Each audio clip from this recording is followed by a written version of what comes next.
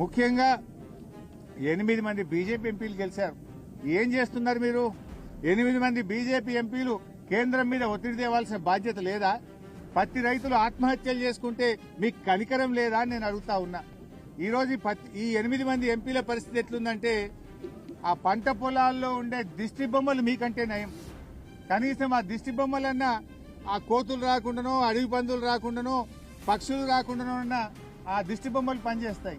మీరేం లాభం? 8 మంది ఎంపీలు గెలిచి ఒక్కసారి నోరు విప్పరు, పత్తి రైతుల గురించి మాట్లాడరు, కేంద్ర ప్రభుత్వాన్ని ప్రశ్నించరు. ఇక 8 మంది కాంగ్రెస్ ఎంపీలు గెలిచిండ్రు. ఎంతసేపు కేసీఆర్ ను తిట్టుడు, బీఆర్ఎస్ ను తిట్టుడే. మీరు ఎన్నడన్నా పత్తి రై ఎందుకు గొంటలేరు అని పార్లమెంట్ లో 8 మంది కాంగ్రెస్ ఎంపీలు నిలదీశారా? ప్రశ్నించారా? కాంగ్రెస్ ప్రశ్నించదు, బీజేపీ అడగదు. ఇలా బీజేపీ ప్రభుత్వము బడా బడా పారిశ్రామికవేత్తలకు 1,00,000 కోట్ల రూపాయల రుణమాఫీ చేశారు. 1,00,000 కోట్లు మాఫీ చేశారు. మరి మా రైతులకు ఎందుకు చేయరు?